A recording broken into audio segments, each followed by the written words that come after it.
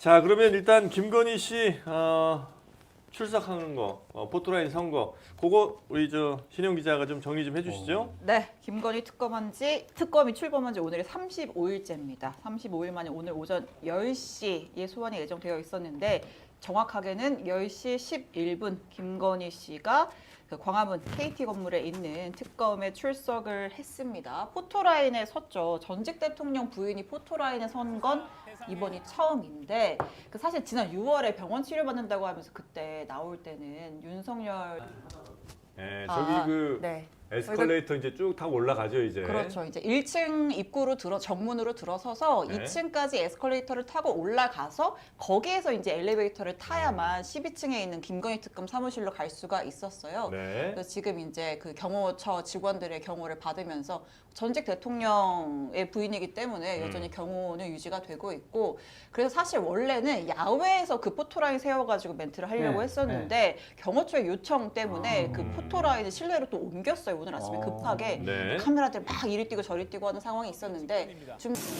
국민에게 더 하실 말씀 없으시죠? 추가 질문 나중에. 명품 먹거리와 명품백인데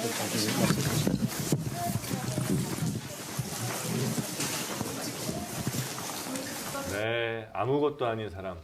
참 겸손한 모습이라고 봐야 되겠죠. 확실히 뭐 정무 감각은 윤석열보다는 김건희 비키세요. 지지자들 봐야 됩니다라고 했던 것을 비하면 그렇지. 이렇게 자신을 매우 낮추는 네. 이걸 좀 더 윤석열 전 대통령도 배웠어야 되는데. 근데 사실 이 되게 어떤 모습으로 등장하는지가 중요하잖아요. 그렇죠. 어제부터 뭐 다들 그걸 예상하는 사람들 이야기했는데 네. 윤석열 대통령이 계속 말없이 지나갔기 때문에 김건희 씨도 말없이 지나갈 가능성이 높다고 다 예측했는데 우리 김준일 평론가님만 심려를 끼쳐 죄송하다 이야기를 할 거라고 이야기를 했어요. 아니에요. 저도 그랬어요? 분명 센터 본능이 맞아요. 있어가지고 계속 얘기를 할 거다. 나는 윤이랑 다르다. 네. 책임감을 막중하게 그렇죠. 느낀다. 뭐 그런 의미에서 보면 말을 했던 걸 보면 본인의 어떤 심정에서 나왔을지 모르겠지만 더 중심적인 그 책임의식을 갖고 있는 것 같고 저는 그 멘트 한마디 워딩이 굉장히 눈에 들어왔어요.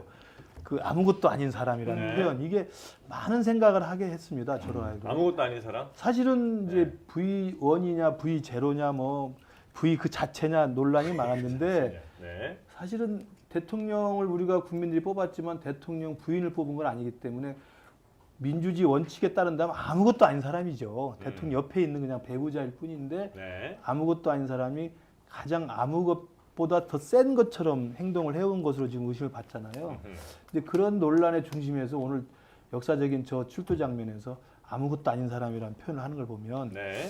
이게 반성의 이야기인지 아니면 더 엿먹으란 이야기인지 아니면 그러니까 난 사실 아무것도 아닌데 왜 이러지라는 것인데 아무것도 아닌데 내가 이렇게까지 된 거가 어떤 의미가 있는지 굉장히 많은 생각을 하게 하는 단어입니다. 네. 그래서 저 단어를 찾아낸 것 자체는 네. 굉장히 감각이 있다 이렇게 생각이 들어요. 아무것도 왜냐면 해석의 아닌 여지가 너무 많아. 그 워딩 네, 자체를 네. 잘 찾아냈다? 그렇죠. 그 말을 표현하기가 쉽지 않거든요. 그래요? 대부분의 경우는 뭐 성실하게 조사에 임하겠습니다. 이게 그동안 나온 모범 답안이었잖아요. 근데 그게 아니라 아무것도 아닌 사람이란 이 워딩이 많은 해석을 낳게 해서 그래요? 두고두고 역사적인 저는 그 두고두고까지 갑니까? 저는 그럴 것 같은데. 그래요? 자, 저는 좀 네. 해석을 달리합니다. 해석 달리하시기 전에 마이크 조금만 제가 위치 조정해 드릴 테니까 김준일 평론가님 먼저 말씀 좀 하고 계세요. 예. 아무것도 아닌 사람이라는 표현은 사실은 내가 사실 이 국정 운영 책임자였다라는 말을 반대로 한 것 같아요. 제 느낌은 그래요. 그러니까 반어법이에요? 오히려 반어법이다. 물론 이제 조사를 받아야 되니까 그렇게 하지만 사실상 이 정권의 실질적인 V0였고 그냥 뭐 뒤에 또 우리가 더 자세하게 얘기를 하겠지만은 이 정권의 시작과 끝이에요. 김건희가 생각해 보십시오. 그러니까 김건희가 이제 대선 때부터 해가지고 본인의 학력, 경력, 위조 의혹부터 해서 사과하고 또 그리고 대선 때 윤석열 후보가 제천은 손해봤습니다. 그러니까 지금 그것도 수사받고 있고 시작 때부터 뭐 명품백 받았지 뭐 받았지 양평고속도로 휘게했지 지금 수사하고 있는 그 수사 대상이 다 정권 초에 다 일어났어요. 그러니까 진짜 당선인 시절부터 해가지고 그때 다 일어난 거거든요.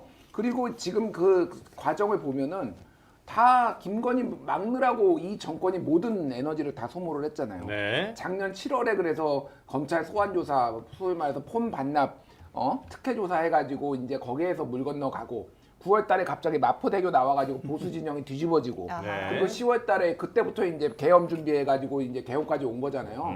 이 정권의 몰락의 가장 결정적인 이유다 김건희가. 그래서 이게 김건희가. 단순히 그냥 영부인 사상 최초로 포트라인에 섰다라는 게 아니라 네. 이거는 정말로 그러니까 국정농단 그리고 어떤 비리, 부패 의혹 그리고 권력 사유화의 종언이다. 한 시대의 종언이다. 저는 그렇게 봐요. 그리고 새로운 정상 국가로 나아가는 시작점이 돼야 된다. 그 생각입니다. 너무 거룩하게 얘기하는 거 아니에요? 아니, 김건희는 단죄를 해야 되는 거죠. 그게 저는 윤석열 조사하는 것보다 네. 김건희 세우기가 그렇게 어려웠잖아요. 김건희 포트라인 세우는 게 오히려 정말로 저는 의미 있는 지금 장면이라고 생각을 합니다. 네. 자, 우리 이제 나옵니까 이제? 예, 좀 나옵니다. 우리 나와요? 강승철 소장님 확실해요? 한번 가볼까요? 김건희 씨가 얘기하는 건 항상 가로 열고 가로 닫고가 없어요. 예. 그걸 우리가 넣어가지고 해석을 해야 됩니다. 그래서 저는 이 부분이 좀 빠져 있는 것이 아니냐 그런 생각이 듭니다. 가로 열고 해줘. 아무것도 아닌 사람이 가로 열고 아닌 가로 닫고 국정 운영에 무한한 책임을 갖고 있었던 제가 심려를 끼쳐드려서 대단히 죄송합니다. 아, 이거예요. 아무것도 아닌 사람이 아닌이에요. 아닌. 아닌. 아닌 욕에 빠져 있는 거야. 그래서 본인이 오늘도 네. 많은 뭐 평론가분들이 네. 아무 얘기 안 할 거다. 아무 얘기도 안 포토라인에 쓸 한다고요? 거다. 포토라인에 안 쓸 거다. 그냥 쑥. 그렇게 예측을 했지. 네네네. 많이 예측을 했잖아요. 네. 근데 김주일 평론님하고 저는 항상 센터 본능이 있고 국정 운영에 무한한 책임감을 갖고 있었기 때문에 저렇게 출두를 하면서 윤석열 정권 시절에 있었던 여러 네. 가지 불미스러운 일에 대해서 음흠. 본인 입으로 정리를 하고 싶어 할 거다. 그렇게 그냥 한마디 분명히 할 거다. 본인이 결자 해지다. 그렇죠. 내가 만든 정권 내가 마지막에 마무리 짓는다. 아니 어제 명태균 씨가 얘기했잖아요. 네. 정권 잡으면 50대 50 그렇게 서로 약속을 했다라고 하잖아요. 네. 그러니까 저는 무한한 책임감을 갖고 저런 얘기를 한 것이 아닌가 그런 생각. 무한한 책임의식을 느낀다. 수사 잘 받고 나오겠습니다에는 괄호 없어요? 안 그거 있죠, 잘 있죠. 받고 나오겠습니다요? 아니 그거는 이제 가로 열고 윤석열 대통령이 내 말 안 들어가지고 여러 가지 일들이 벌어졌는데 가로 닫고 수사 잘 받고 오겠습니다. 이거 피곤하지만 잘 받고 나오겠습니다. 어쨌든 오늘 뭐 변호사와 함께 조사 입회한다고 했는데 진술 거부권 안 쓰겠다. 그러니까 본인이 뭔가 그거 봐요. 특검을 좀 설득할 수 있다고 생각하는 건지. 아니 이게 뭐냐면은 네. 지난번 그 최 목사 분이 예, 명품백을 최재형 갖다 목사. 줬을 때 네. 논란이 되게 많았잖아요. 그때 대통령실에서 어떤 일이 벌어졌냐면 김건희 씨가 내가 직접 국민들에게 설명시켜 드리겠다. 그러면 국민들이 이해할 거다. 네. 그럼 자꾸 니들이 이상하게 해명을 하니까 그런 거다. 그래가지고 그거를 뜯어말리느라고 맞습니다.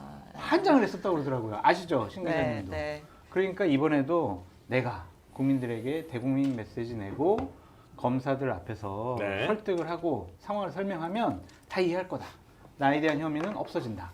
그런 자신감의 발로가 아니냐. 진짜요? 그걸 이해하고 내 혐의가 다 소명될 거라고 생각을 한다고요? 아, 그럼요. 설명하면 다 이해해 줄 거다. 왜? 나에 대한 호감도가 높으니까. 내가 한마디 말 붙여주면은 다 내 편이 된다. 아직도 그렇게 생각한다. 그런 유튜브만 보고 당연하죠. 있으려나? 장성철 유튜브 보겠어요? 김준일 보겠냐고. 드럼통 TV 안 봅니까? 안 보죠. 다 그냥 서정욱, 고성국, 전한길 이런 거만 보니까. 친화력은 참 대단한 것 같아요. 아니 근데 그렇죠. 그러니까 네. 뭐 자의식 과잉은 맞아요. 네. 자의식 과잉이 맞는 게 예를 들면은 총선에서 패배하고 난 다음에 마포대교에 그때 나타나가지고 경찰들 지휘하는 그 모습.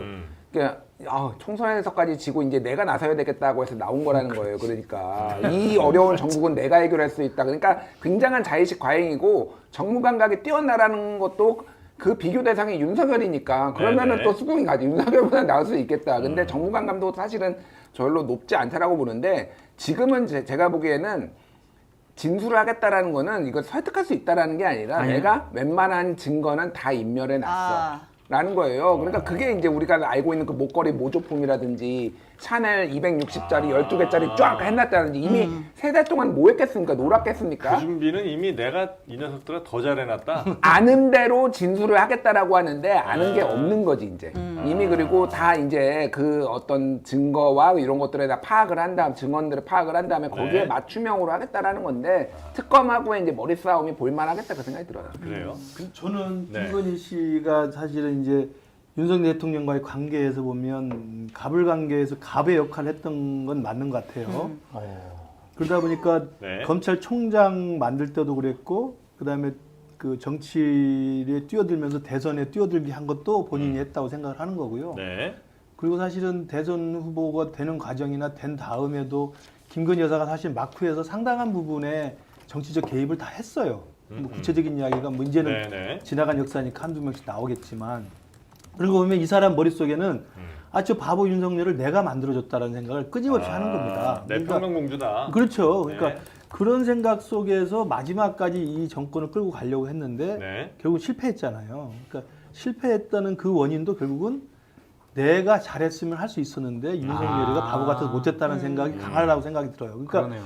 그렇다 보니까 지금 이 문제는 정리할 수 있다고 생각할지 모르겠지만 저는 이 사람이 생각하는 그 자기가 모든 걸 다 할 수 있다는 그 자의식은 대통령이 되기 전에 어떤 자의식이냐면 이 쿠바나 컨텐츠 기획 전시라는 게 협찬받는 거잖아요. 네. 그러니까 외국의 유명한 작가 그림을 가져와서 우리 국내에 돈 많은 기업들 협찬받아서 전시하는 거예요.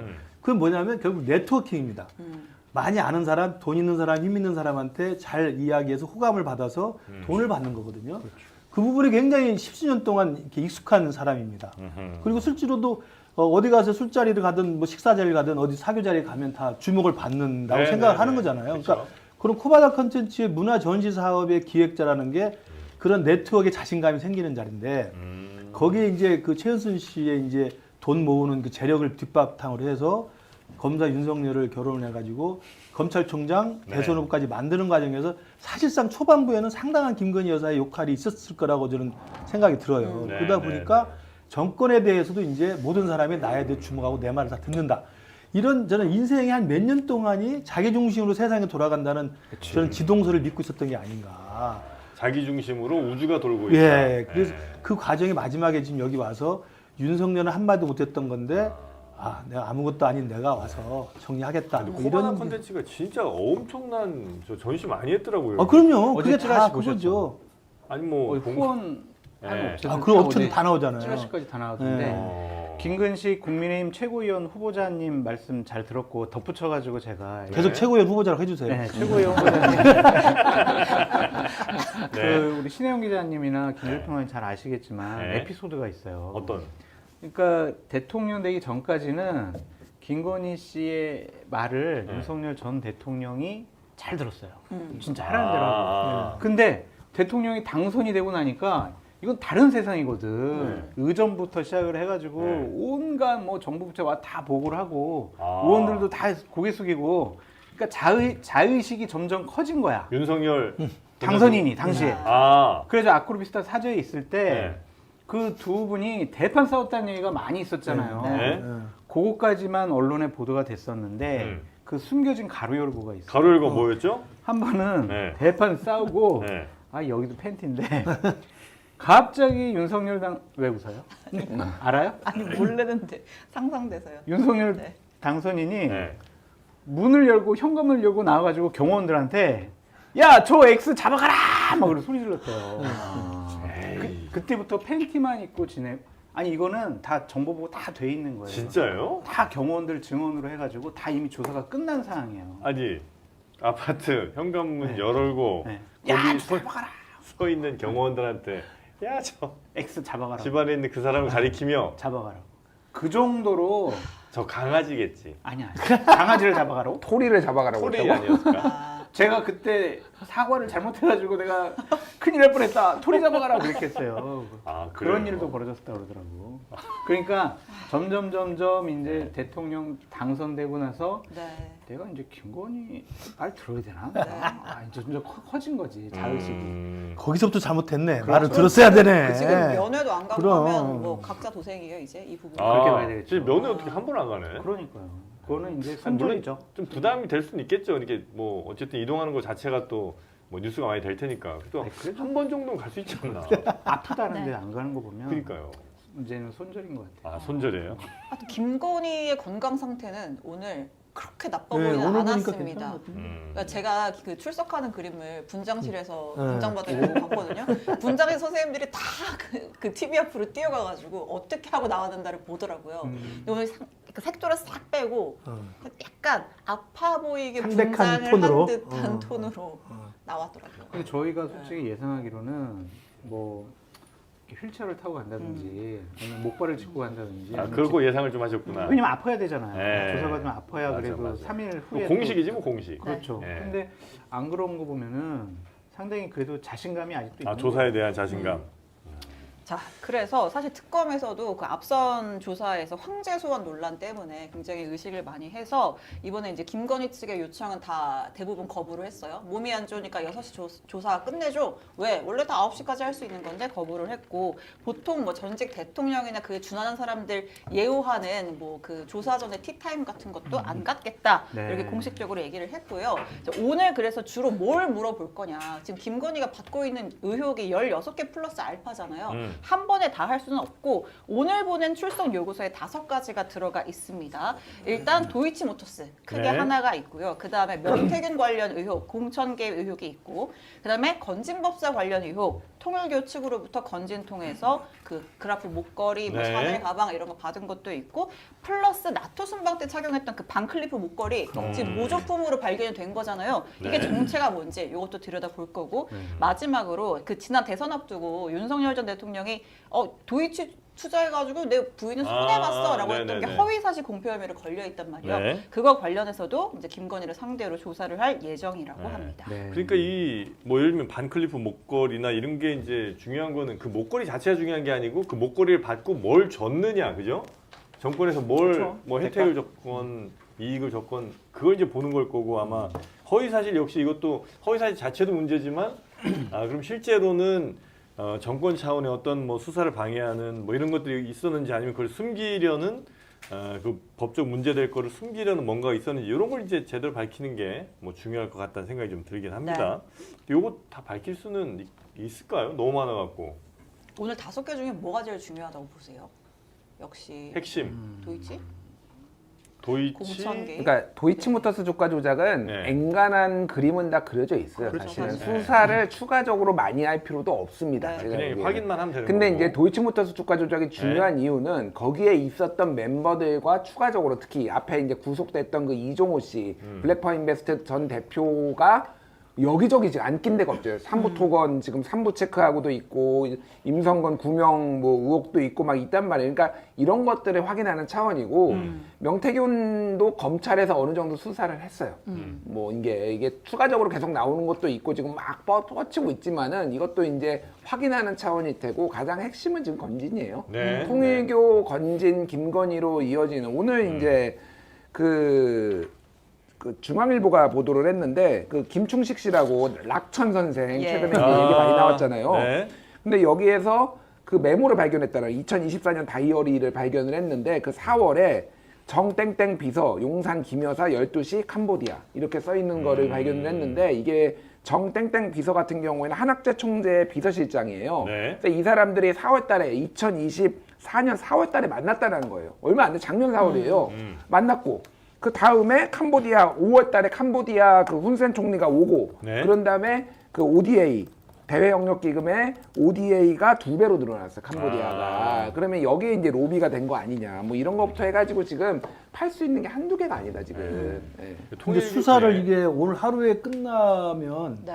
뭐 일단 귀가를 해야 되는 거 아니에요? 끝날 수는 없. 근데 귀가 네. 귀가 조사, 조사하고 조사. 다시 또 해야 되는 거죠. 아, 그러니까 그러니까 조사를. 6시인가 일단 끝나는 거죠? 네. 계속 뭐 9시? 저녁까지 네. 하더라도 9시. 일단은 아, 지불은 보내줘야 되는 거 아니에요. 네. 보내준 다음에 다시 또 소환할 거 아니에요. 그렇죠. 한 10번 최소 10번 불러야 돼요. 네. 아마 오늘은 시작이고 네. 이제 지리한 싸움을 이제 할 텐데 몇 번 소환을 하고 그다음에 이제 진술한 내용들을 봐서 제가 볼 땐 특검 쪽에서는 이 여러 가지 혐의 중에서 확실하게 구속영장 칠 수 있는 게 뭐 한두 건 정도는 분명히 자료가 다 있을 거 아니에요. 그렇죠. 진술 여부와 상관없이. 아. 그러니까 제가 볼 때는 이제 소환이 오늘 첫 단추를 깼다고 한다면 이 다음 수순은 이제 구속 여부죠. 아. 영장을 칠 거냐 말 거냐 언제 칠 거냐. 그 치면은 구속영장 실질 심사를 거쳐서 구속이 될 거냐 말 거냐. 이거가 저는 이제 국민적 관심사고 이 안에서 뭐 이제 변호인 대동해서 김건희가 어떤 진술하고 특검이 어떻게 몰아붙이고 이건 이제 그들 간의 또 싸움이니까. 근데 이게 며칠은 걸리겠죠. 워낙 혐의가 다양하기 때문에 네. 수사를 수사를 하루 만에 끝낼 수는 없으니까 다양하게 할 것으로 보이고 저는 이제 아까 말씀하신 것처럼 도이치모터스나 뭐 양평이나 뭐 이런저런 그 명태균 같은 경우는 상당 정도의 그 1차 조사가 상당히 수사가 돼 있는 상황인데 이 통일교 건지는 사실은 특검에서 사실은 많이 밝히는 게 많잖아요. 예. 그러니까 이 부분에 저는 특검이 훨씬 더 열과성을 다 거라고 봅니다.